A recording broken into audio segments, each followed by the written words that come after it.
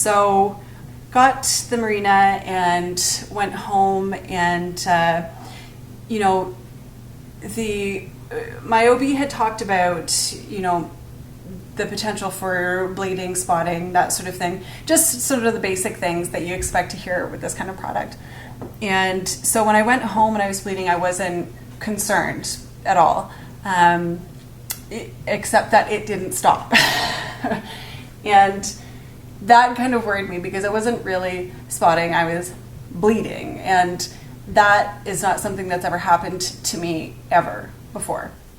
So that was like, okay, we'll wait it out and see what happens. There were a number of other things that followed, which I'll get into in a second. But what I want to do is just read to you from the actual Mirena booklet. So I want to tell you what they say could happen, the potential side effects. There are common side effects and uncommon side effects. So I'm just going to read to you. This is the booklet that comes with your prescription. So I don't want to misquote, and I don't want to give out incorrect information about this product.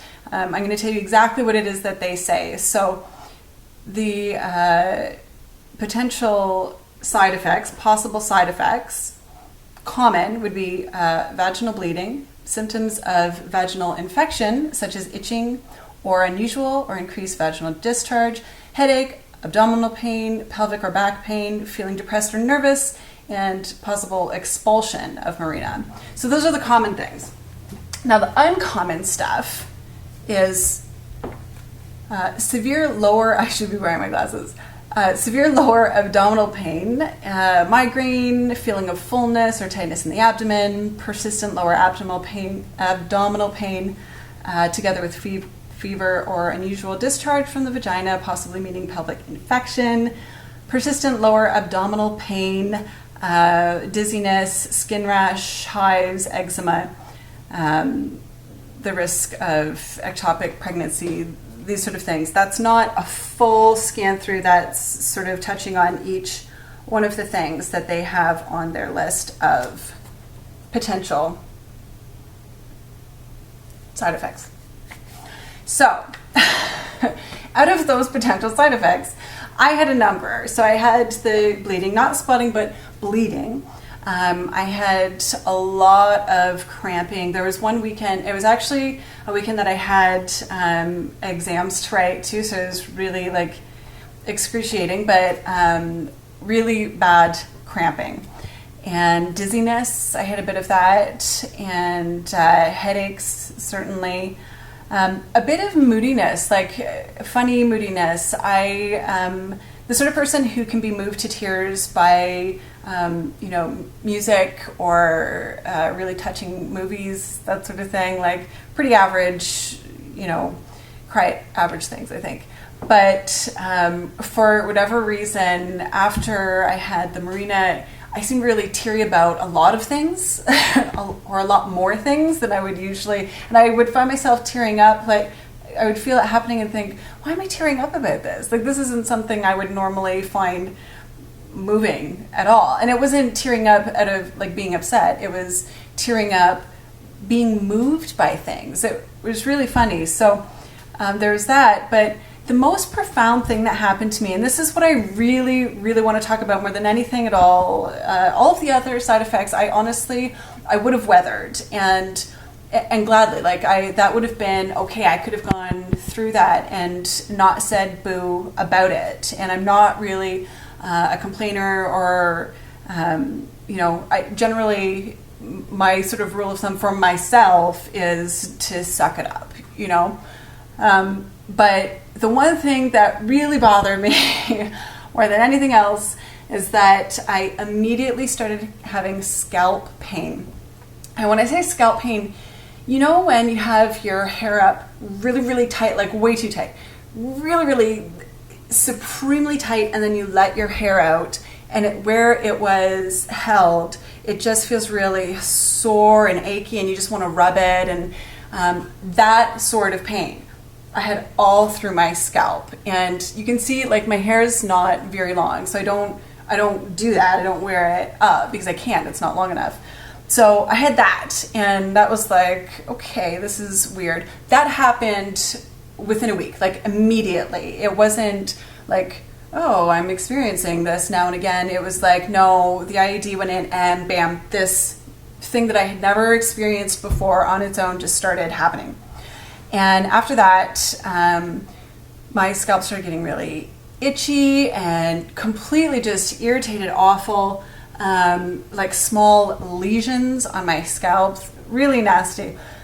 But my hair started falling out.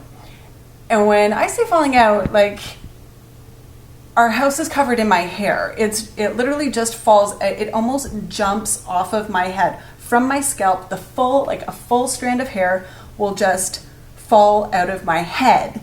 And my husband was even saying at a certain point, he was like, this is really weird. Like, there's a lot of your hair around the house. This is like, all of the sudden, your hair is everywhere.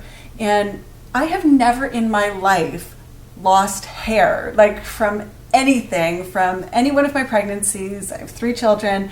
This has never happened to me, taking birth control or with a previous IUD or for any reason whatsoever. I have never lost hair. So it's kind of upsetting, when your hair starts falling out, it's like, what's going on, right? In the shower, my hair is just coming away, and I'm not going to say clumps or handfuls because it just makes it sound like, half of your head of hair is falling out. It wasn't the case, but a lot of hair was coming out.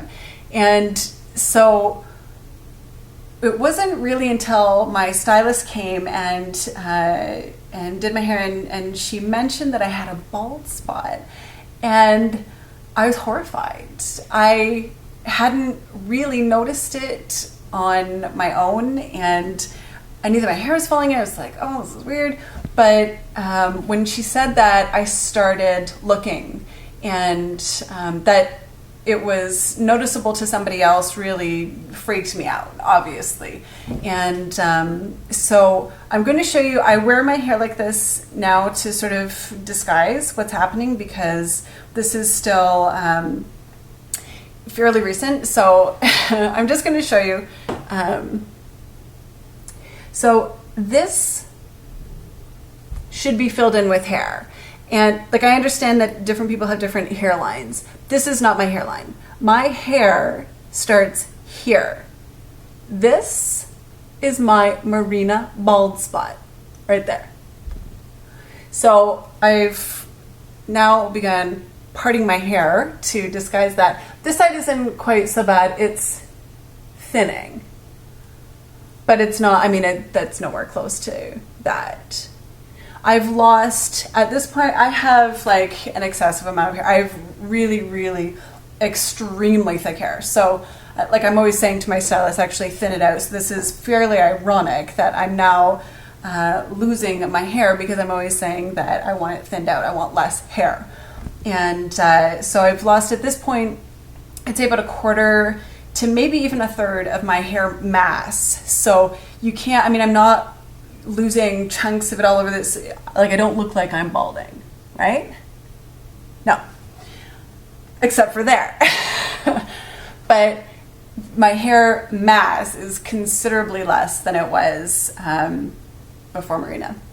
And I know that I hate saying things like that, but I went back to my OB when I felt really solid and sure that this is what was causing it, because of course you've got to go through the list of things, right? Like, are there other things that you're doing in your diet or stress or anxiety? Like, have questions for yourself, because you want to make sure that you're not throwing the blame for something that's happening to you on something that isn't actually causing it, right? Or at least that's how I feel, that I want to go through a list of things and make sure that I feel fairly certain of what's going on. And for me, when I went to my OB, it was with absolute sureness, and I was not in any mood to be